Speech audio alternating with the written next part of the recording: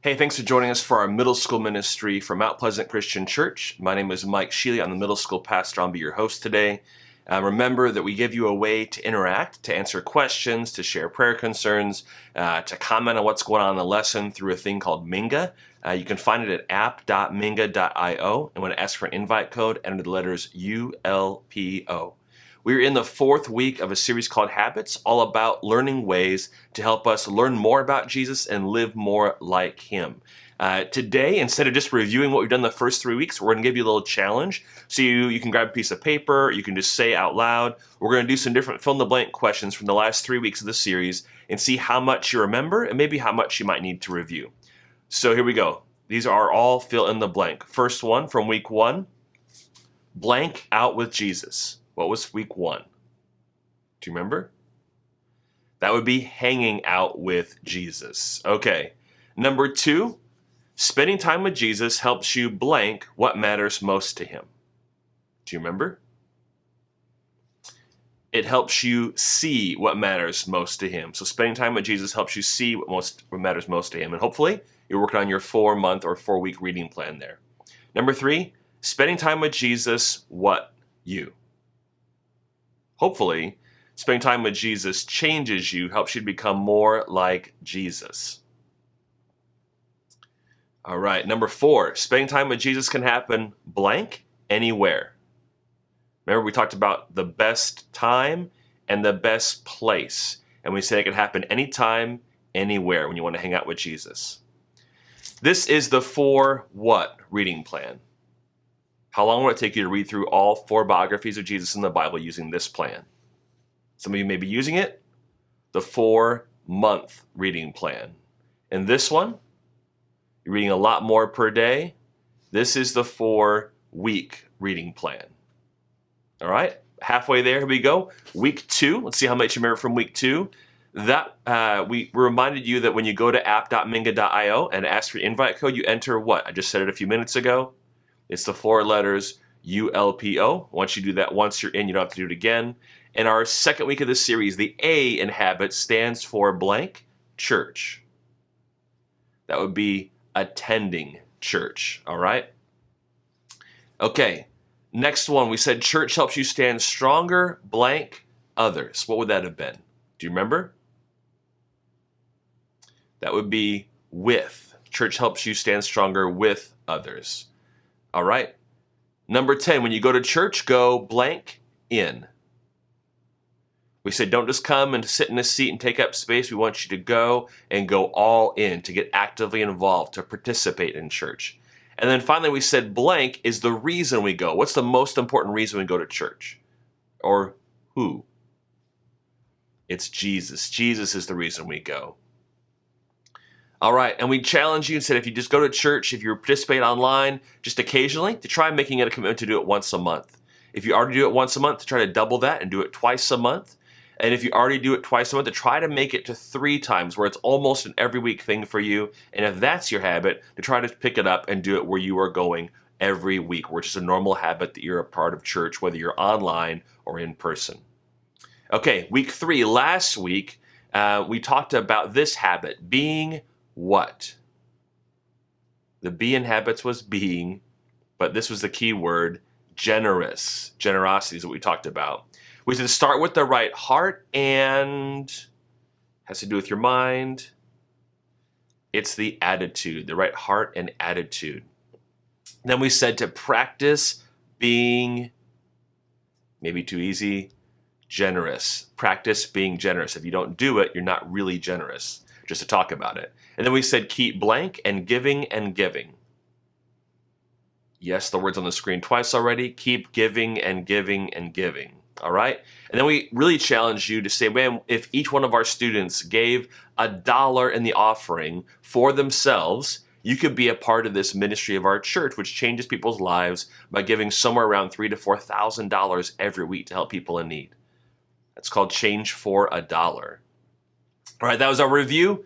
See how you did? Keep track of that. Each week we're going to add some more questions on there. It won't be the same. We'll be checking back in to see how much you remember of these habits and how you're doing. Hopefully you're doing pretty well in your 4-month or 4-week reading plan, getting to know Jesus better. If not, you can always download it and pick it up mpcc5678.com/habits has a bunch of resources, and we're adding to it every week. Okay, we are diving into today the I in habits, investing in healthy friendships. We're going to look in the Old Testament book of Ecclesiastes, written by one of the wisest men to ever live named Solomon. It's some weird things he has to say that speak right to us about friendship today. So dive in with me, Ecclesiastes 4, verses 9 through 12. He says, 2 people are better off than one, for they can help each other succeed. If one person falls, the other can reach out and help, but someone who falls alone is in real trouble. Likewise, 2 people lying close together can keep each other warm, but how can one be warm alone? A person standing alone can be attacked and defeated, but 2 can stand back to back and conquer. 3 are even better, for a triple-braided cord is not easily broken.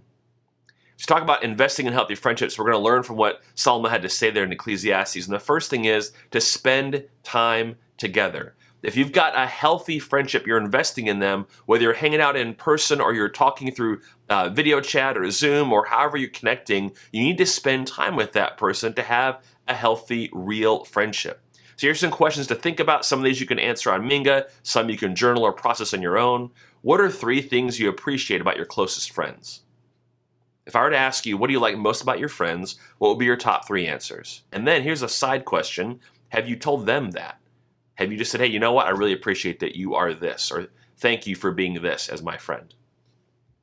Second question, what are some specific ways you do or can spend time with friends that draws both of you or all of you closer to Jesus? Some of you are participating in the online Bible reading plan together. Some of you are doing our 4-month or 4-week plans together. Some of you are involved in our small groups on Sunday night. What are some ways you can spend time with friends that draws both of you closer to Jesus? Spending time together, big deal. Number 2, protect and defend each other. At the bottom there, we've got symbols for a football helmet and basketball. Both those sports, you play defense, you defend, you protect, you're a team. There's almost a family-like feeling there. That's what we're supposed to have in a healthy friendship. So we said, here's a question for you. This passage talks about how trusted friends protect each other and have each other's back. Describe how you have experienced this. When's it time that someone else had your back or you stood up for somebody else because you wanted to protect them and stand up for them? Maybe when somebody else was attacking them. In a healthy friendship, we do that for each other. And then what sacrifices have you made for your friends and what sacrifices have they made for you? What have you given up to help somebody else and what has somebody else given up to help you? In a friendship, we put each other first in a healthy friendship. And that's what we want you to be focused on investing in with this habit this week. So third thing, pick each other back up. No one's perfect. Everybody struggles and has hard times. But in a healthy friendship, we're there for each other, not just when things are good, but also when things are hard. How have your friends helped you during the roughest times in your life? When you have had a problem with your family, when you have had a problem with your team, when you've had a problem in school, when you just have had some problems, how have your friends helped you during those times? And then how are your friendships helping you get closer to Jesus or become more like Jesus?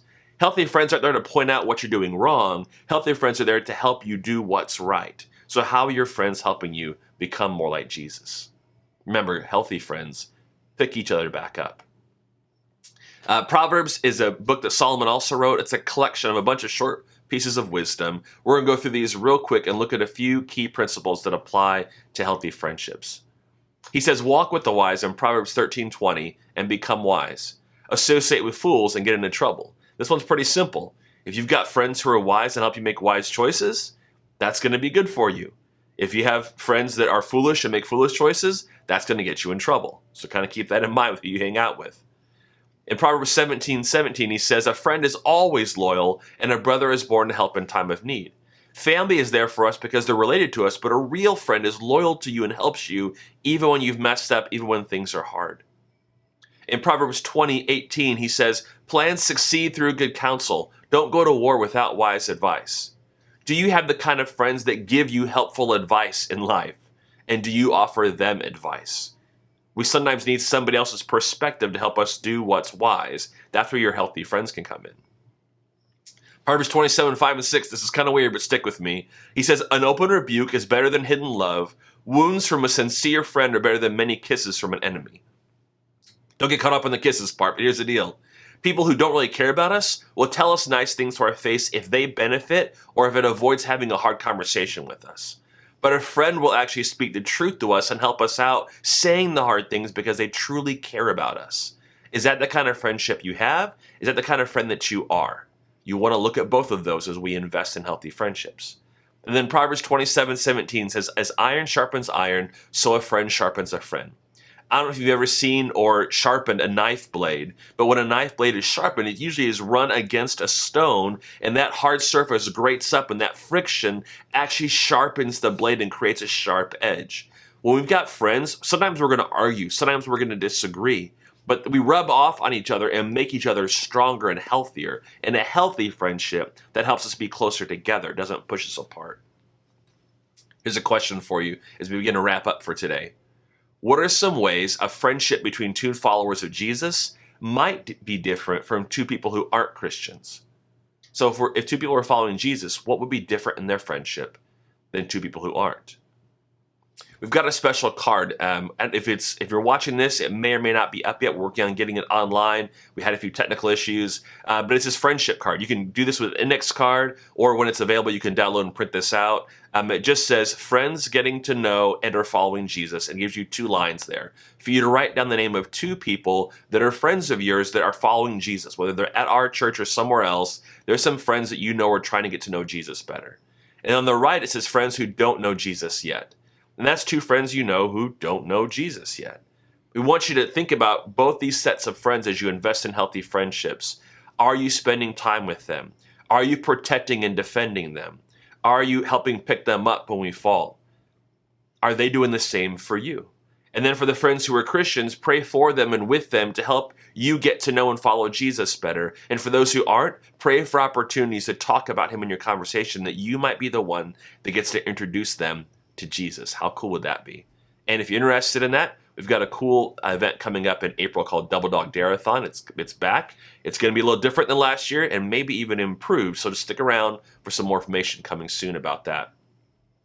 We want you this week to work on investing in healthy friendships. We hope you're spending time with Jesus. We hope you're making church a priority. We hope you're learning how to be generous. But we know you've got friends, and we hope that you're investing in healthy friends and that you're being a healthy friend yourself. We've got all these different habits we're working on. The resources are available at mpcc5678.com/habits. That's where you can find out those resources. Let me pray for you today as we wrap things up. God, thank you for giving us friends in our lives, both those who help us get to know you better and those we can share you with. This week, help these students and myself, help these leaders who are watching, these parents, that we would invest in healthy friendships and that we would ourselves be healthy friends. Thank you for the wisdom from Solomon. Help us to follow his advice and to live that out in our lives. Amen. Hey, as we wrap things up today, there's that site again, mpcc5678.com/habits, where you can find those resources. There's the Minga page with a code where you can join and be a part of what's going on. We thank you so much for being with our ministry today. If you are interested in our summer events, if you're a 6th or 7th grader, as of today, January 24th, I only have 5 spots left for mix. So you want to check that out as soon as you can. You can find that out at mpcc5678.com/mix. If you're an 8th grader, registration opens up for your Move Summer Conference on February 1st. So be sure your parents would check their inbox. They should have an email from me and some information from our high school pastor, Matt Pineda, about that. And if you're a 5th grader or a 4th grader watching this, your summer camp opens March 3rd for registration, and we'll have more information for you next month. That's it for us today. Hope you have a great week investing in healthy friendships, and we'll see you next time.